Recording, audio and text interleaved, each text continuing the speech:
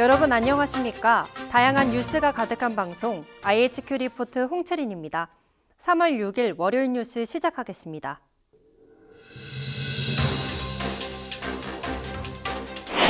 정부가 일제강제징용 피해배상 문제를 일본 기업이 참여하지 않는 제3자 변제안으로 공식 확정했습니다.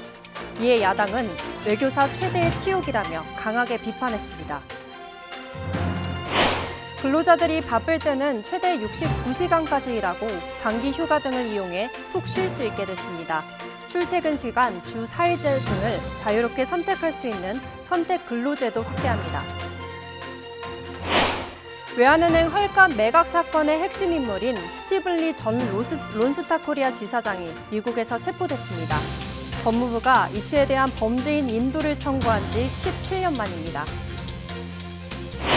외식 물가의 고공행진이 이어지고 있는 가운데 대표적인 서민 음식, 비빔밥과 냉면 평균 가격이 1만 원을 돌파했습니다. 자장면도 7천 원을 눈앞에 두고 있습니다. 최근 달러 강세에 따라 외환 보유액이 4개월 만에 감소세를 나타냈습니다. 미국 달러화 지수가 2.3% 상승해 미국 달러로 환산한 외화 자산이 줄면서 외환 보유액 감소로 이어진 것입니다.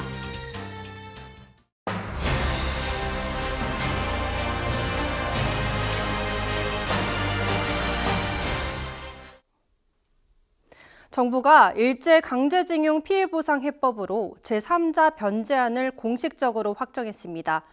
이에 따라 일본 기업이 아닌 행정안전부 산하 일제강제동원 피해자 지원재단이 강제징용 피해자와 유족들에게 판결금과 지연이자를 지급하는 쪽으로 결론을 내린 것입니다. 박진 외교부 장관은 재원은 민간의 자발적 기여 등을 통해 마련하겠다고 밝혔습니다. 대신 일본 기업은 전국 경제인 연합회와 일본 경달련이 마련하는 미래를 위한 공동기금으로 우회해 참여하는 방안이 논의 중입니다. 배상 책임이 있는 일본 피고 기업인 미쓰비시 중공업, 일본 제철이 이 기금에 참여하는 방향으로 양국 정부가 가닥을 잡은 것으로 확인됐습니다. 그러나 일본 피고 기업의 배상 참여 없는 해법인 만큼 반쪽짜리라는 비판이 불가피할 것으로 보입니다. 야당도 거센 비판을 이어갔습니다. 이재명 더불어민주당 대표는 가해자의 진정한 사죄와 배상을 요구한 피해자를 짓밟는 2차 가해라며 삼전도 굴욕의 버금가는 외교사 최대의 치욕이자 오점이 아닐 수 없다고 강하게 비판했습니다.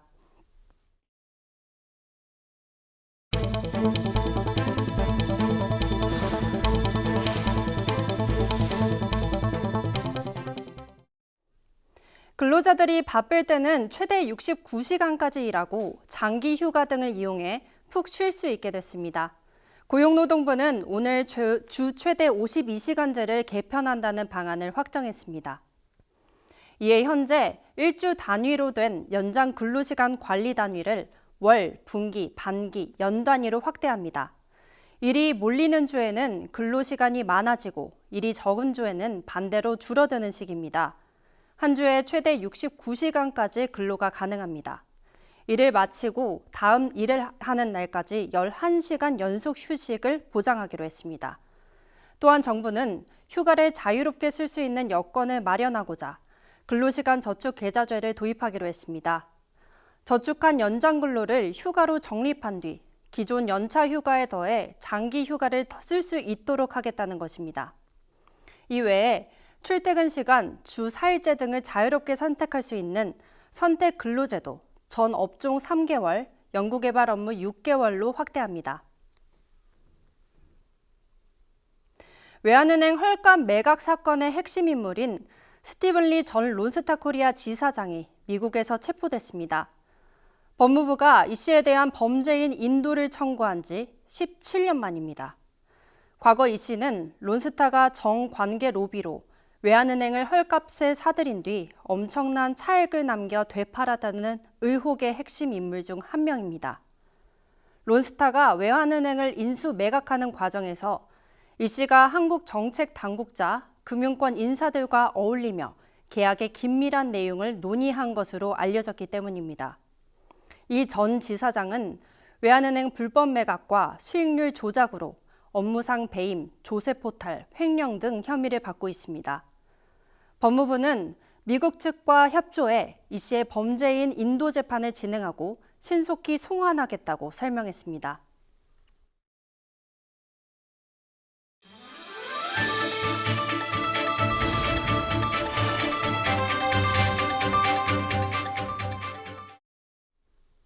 대표적인 서민 음식 비빔밥과 냉면 평균 가격이 1만 원을 돌파했습니다.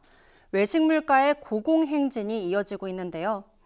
자장면도 어느새 7천 원을 눈앞에 두고 있습니다. 참치캔, 어묵 등 가공식품 가격도 크게 올랐습니다. 6일 한국소비자원에 따르면 지난 1월 대표적인 8가지 외식 품목 평균 가격이 전년 동기보다 10.8% 증가했습니다. 특히 자장면이 6,569원을 기록하면서 전년 동월보다 13.9% 올랐습니다. 이는 가장 높은 상승률인데요. 비빔밥은 8.8% 올라 1만 원을 기록했고 냉면도 9.0% 증가한 1만 692원으로 1만 원 선을 가뿐히 넘겼습니다. 이 외에도 김밥, 삼겹살, 삼계탕, 칼국수 등도 크게 올랐습니다. 최근 달러 강세에 따라 외환 보유액이 4개월 만에 감소세를 나타냈습니다. 한국은행에 따르면 2월 말 기준 외환 보유액은 4,252억 9천만 달러로 한 달 전보다 46억 8천만 달러 줄었습니다.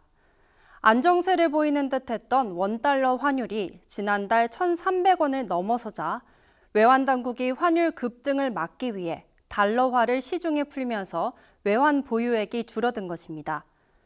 주요 6개국 통화 대비 달러화 가치를 나타내는 달러화 지수는 1월 102.28에서 104.67로 2.3% 상승했습니다.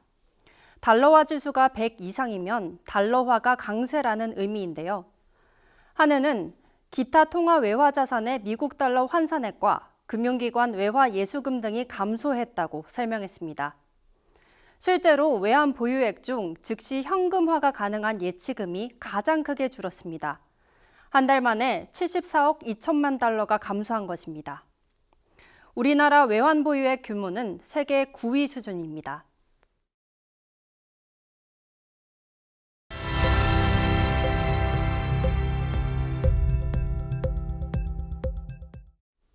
탄광에서 경비 업무를 하다가 퇴직 후 27년 뒤 폐암에 걸려 사망한 근로자에 대해 법원이 업무상 재해를 인정했습니다.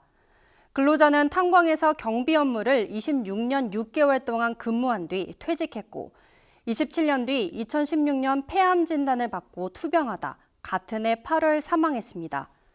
유족은 A씨가 탄광에서 근무할 당시 5, 6년가량 갱 안에서 채탄 업무를 한 만큼 업무상 재해라며 유족 급여랑 장의비를 청구했으나 거절당하자 소송을 냈습니다. 다만 재판부는 망인이 수행한 작업과 사망 원인인 폐암 사이에 상당한 인과관계가 있다고 봤습니다. A씨가 비록 채탄보다 경비 업무를 더 오래 했어도 폐암 위험에 노출됐을 가능성이 있다고 판단한 것입니다. 혜태제과가 영업 매출 수십억 원을 거짓으로 부풀린 사실이 드러났습니다.